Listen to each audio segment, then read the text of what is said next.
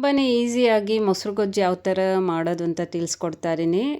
ಬೇಗನೆ ಆಗುವಂಥದ್ದು. ಒಂದು 10ರಿಂದ 12 ಬೆಳ್ಳುಳ್ಳಿ ಹೆಸಳು ಸಿಪ್ಪೆ ತೆಗೆದಿಟ್ಕೊಂಡಿದ್ದೀನಿ. 2 ಮೀಡಿಯಮ್ ಗಾತ್ರದ ಈರುಳ್ಳಿ ಸಣ್ಣ ಸಣ್ಣದಾಗಿ ಕಟ್ ಮಾಡಿಟ್ಕೊಂಡಿದ್ದೀನಿ. 4ರಿಂದ 5 ಹಸಿಮೆಣ್ಸಿಕಾಯಿ, ಇದು ತುಂಬ ಖಾರ ಇದೆ, ಎತ್ತಿಟ್ಕೊಂಡಿದ್ದೀನಿ. 1/4 ಬಟ್ಲಷ್ಟು ಶೇಂಗಾ ಕೂಡ ತೆಗೆದಿಟ್ಕೊಂಡಿದ್ದೀನಿ. ಶೇಂಗಾ ಬೀಜ ತೆಗೆದಿಟ್ಕೊಂಡಿದ್ದೀನಿ. ಒಂದು ಅರ್ಧ ಟೇಬಲ್ ಸ್ಪೂನು ಎಣ್ಣೆ ಹಾಕ್ಕೊಂಡು ಬಿಸಿ ಆದಮೇಲೆ ಶೇಂಗಾ ಬೀಜ, ಹಸಿಮೆಣ್ಸಿನ್ಕಾಯಿ, ಬೆಳ್ಳುಳ್ಳಿ ಇಷ್ಟನ್ನು ಹಾಕ್ಕೊಂಡು ಫ್ರೈ ಮಾಡ್ಕೊತಾ ಇದ್ದೀನಿ ನಾನು.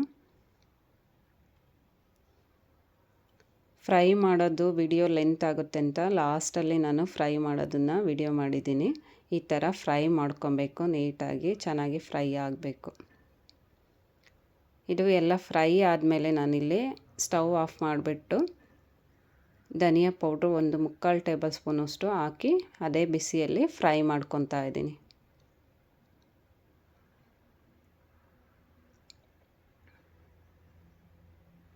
ಈ ಥರ ಫ್ರೈ ಮಾಡ್ಕೊಂಡು ಒಂದು 3 ನಿಮಿಷ ಆರೋದಕ್ಕೆ ಬಿಡಬೇಕು. ಬಿಸಿಯಾಗಿ ರುಬ್ಕೊಬಾರ್ದು. ಇದು ತುಂಬಾ ಚೆನ್ನಾಗಿರುತ್ತೆ ನೋಡಿ. ಎಲ್ಲ ಹಾಕ್ಕೊಂಡು ನಾನು ಒಂದು ಸ್ವಲ್ಪ ಉಪ್ಪು ಹಾಕ್ಕೊಂಡಿದ್ದೀನಿ. ಉಪ್ಪನ್ನ ನೋಡಿ ಹಾಕ್ಕೊಬೇಕು. ಈ ಥರ ತರಿಯಾಗಿ ರುಬ್ಕೊಂಡಿದ್ದೀನಿ. ತುಂಬಾ ಚೆನ್ನಾಗಿರುತ್ತೆ ಈ ಥರ. ಒಂದು 2 ಟೇಬಲ್ ಸ್ಪೂನು ಎಣ್ಣೆ ಹಾಕ್ಬಿಟ್ಟು ನಾನು ಈರುಳ್ಳಿ ಹಾಕ್ತಾಯಿದ್ದೀನಿ.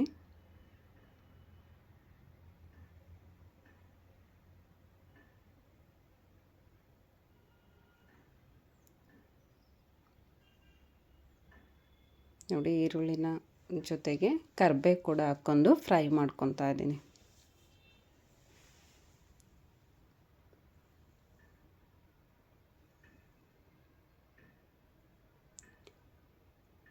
ಈರುಳ್ಳಿ ಫ್ರೈ ಆದಮೇಲೆ ನಾನಿಲ್ಲಿ ರುಬ್ಬಿರುವಂಥ ಮಸಾಲ ಹಾಕ್ಕೊತಾ ಇದ್ದೀನಿ.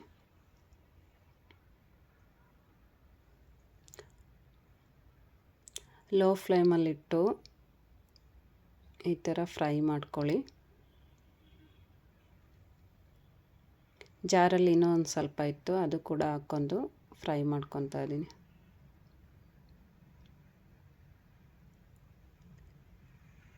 ಇದಕ್ಕೆ ನಾನಿಲ್ಲಿ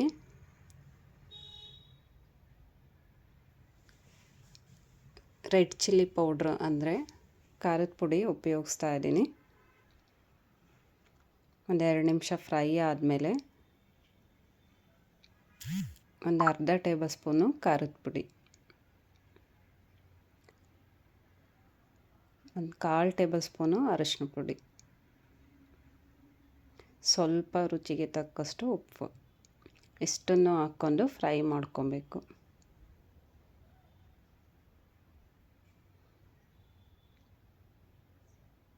ನೋಡಿ, ಈ ಥರ ಫ್ರೈ ಮಾಡ್ಕೊಂಡ್ರೆ ಗೊಜ್ಜು ರೆಡಿಯಾಗೋಯ್ತು. ತುಂಬಾ ಸಿಂಪಲ್ಲಾಗಿ ಮಾಡ್ಬೋದು. 1 ಬಟ್ಲಷ್ಟು ನಾನಿಲ್ಲಿ ಮೊಸರು ಹಾಕಿಟ್ಕೊಂಡಿದ್ದೆ. ಇದಕ್ಕೆ ನಾನು ಗೊಜ್ಜು ಹಾಕಿ ಮಿಕ್ಸ್ ಮಾಡ್ಕೊತಾ ಇದ್ದೀನಿ. ನಿಮಗೆ ಎಷ್ಟು ಬೇಕೋ ಅಷ್ಟು ಮಿಕ್ಸ್ ಮಾಡ್ಕೊಳ್ಳಿ.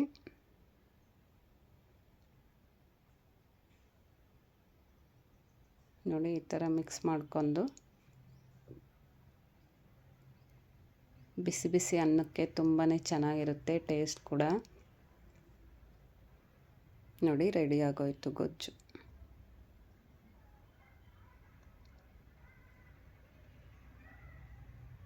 ಇನ್ನು ಸ್ವಲ್ಪ ಮಿಕ್ಕಿದೆ, ನಾನು ಯಾವ ಟೈಮಿಗೆ ಬೇಕೋ ಆ ಟೈಮಿಗೆ ಹಾಕ್ಕೊಂಡು